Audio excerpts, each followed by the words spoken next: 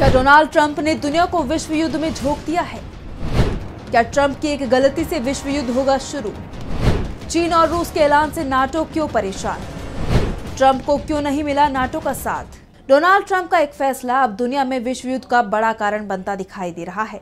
Iran और Israel जंग में अगर अमेरिका कूद पड़ा है तो ईरान के समर्थन में चीन और रूस भी कूदने को तैयार है। यानी अब ये जंग जल्दी खत्म होती नहीं दिख रही है। ये जंग विश्व युद्ध का रूप भी ले सकती है।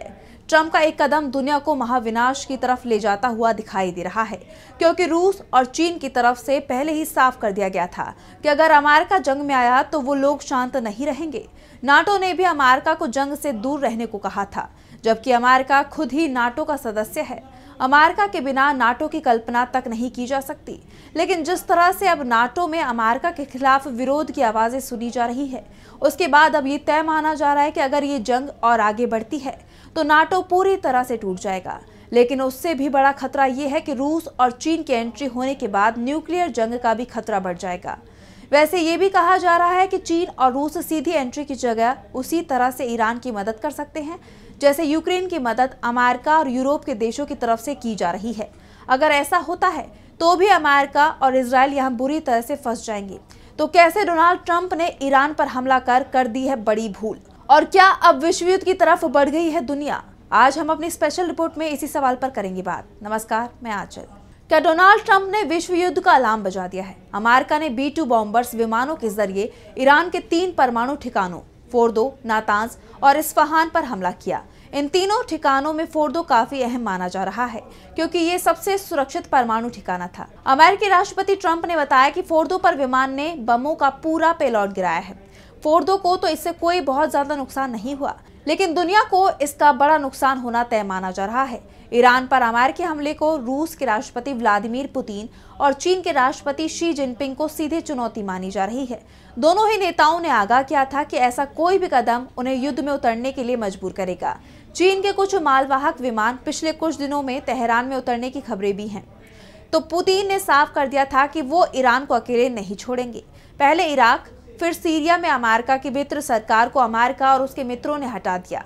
ऐसे में अगर ईरान से भी रूस की मित्र सरकार का पतन होता है तो मिडिल ईस्ट में रूस का दबदबा पूरी तरह से समाप्त हो जाएगा।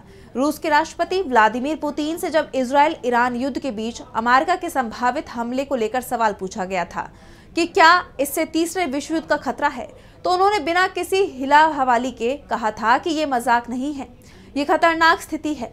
मैं पूरी गंभीरता से बात कर रहा हूँ। दुनिया भर में संघर्ष की स्थिति है और ये सीधे तौर पर सबको प्रभावित करेगा।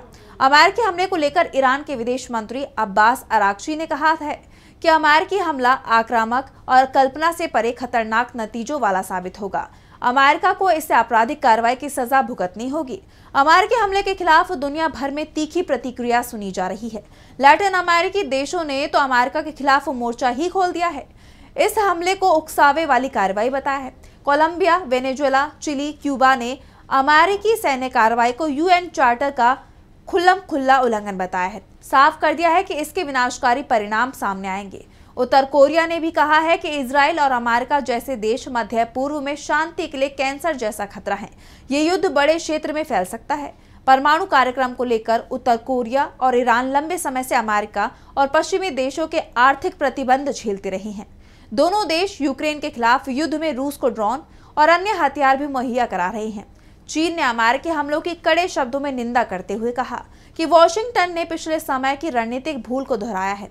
इसके विनाशकारी परिणाम होंगे। ये ईरान इजराइल युद्ध का खतरनाक टर्निंग पॉइंट है। इतिहास गवाह है कि मध्य पूर्व में सैन्य दखल से खतरनाक नतीजे सामने आए हैं। 2003 का इराक युद्ध इसका उदाहरण है। लीबिया की बगावत हो, कहीं भी अमेरिकी दखल के परिणाम सुखद नहीं रहे हैं। सबसे बड़ी बात तो यह है कि पाकिस्तान ने भी ईरान पर अमेरिका के हमले की कड़े शब्दों में निंदा की है। पाकिस्तान ने कहा है कि अमेरिका का यह हमला अंतर्राष्ट्रीय कानून का उल्लंघन है। ईरान के परमाणु ठिकानों पर हमला गलत है। खास बात यह है कि पाकिस्तान का यह बयान उस समय आया है जब उसने एक दिन पहले ही आधिकारिक तौर पर अमेरिका के राष्ट्रपति डोनाल्ड ट्रंप को साल 2026 के नोबेल शांति पुरस्कार के लिए नॉमिनेट कर दिया था। पाकिस्तान सरकार की तरफ से एक आधिकारिक बयान जारी कर इस बात की पुष्टि की गई थी। पिछले कुछ दिनों से बात के कयास लगाए जाने लगे थे कि शांति पुरस्कार के लिए पाकिस्तान अमेरिकी राष्ट्रपति को नॉमिनेट कर सकता है, लेकिन अमेरिका के हमलों को लेकर दुनिया के कुछ देशों के सुर बदलते हुए दिखाई दे रहे हैं। फ्रांस, जर्मनी, ब्रिटेन, जो पहले अमेरिका को संयम दिखाने की नसीहत दे रहे थे, इजराइल को ईरान पर हमले का दोषी मान रहे थे। अमेरिका के ईरान पर हमले के बाद उनके सुर बदल गए हैं। अब यूरोपीय यूनियन की तरफ से अमेरिकी हमले का समर्थन किया गया है। साफ है ये सब डोनाल्ड ट्रंप के दबाव में हो रहा है, नहीं तो पूरी दुनिया अमेरिका से नाराज दिखाई दे रही है। अमेरिका की जंग में कूदने से पहले रूस और चीन की तरफ से ईरान की सुरक्षा का ऐलान किया गया था। CNN की रिपोर्ट में दावा किया गया था कि डोनाल्ड ट्रंप को चीन और रूस ने सख्त संदेश भेजा था। शी जिनपिंग और पुतिन ने उस वक्त टेलीफोन पर बात की थी जब डोनाल्ड ट्रंप का बर्ताव बेहद गैर जिम्मेदाराना दिखाई दे रहा था। वो ईरानी राष्ट्रपति की जान लेने की धमकी तक देते दिखाई दे रहे हैं। वो ईरान के supreme leader Ayatollah Ali Khamenei की जान लेने की धमकी दे रहे थे और ट्रंप ने तो ना पुतिन की सुनी और ना ही जिनपिंग की, सीधे ईरान पर हमला बोल दिया। इसके बाद अब ये तय माना जा रहा है कि रूस और चीन की भी इस जंग में एंट्री हो गई है। सवाल ये उठ रहे हैं कि क्या जिस तरह से ईरान पर अमेरिका ने हमला किया, उसी तरह से रूस और चीन इजराइल को निशाना बना सकते हैं। यानी हमला अमेरिका पर नहीं होगा, लेकिन उसके सबसे करीबी मित्र इजराइल, जहां पहले से ही ईरानी मिसाइलों ने तबाही मचा रखी है, उसे पूरी तरह से बर्बाद किया जा सकता है। या फिर जिस तरह से यूक्रेन में रूस के खिलाफ अमेरिका और यूरोप जंग लड़ रहे हैं, जिस तरह से यूक्रेन को अंधाधुंध तरीके से हथियारों की सप्लाई की जा रही है, उसी तरीके से ईरान को हथियारों की सप्लाई बढ़ाकर इस जंग का नक्शा पलटा जा सकता है।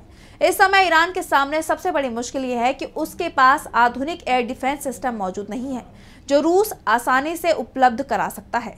साथ ही चीन तो लगातार ईरान को हथियारों की सप्लाई कर रहा है।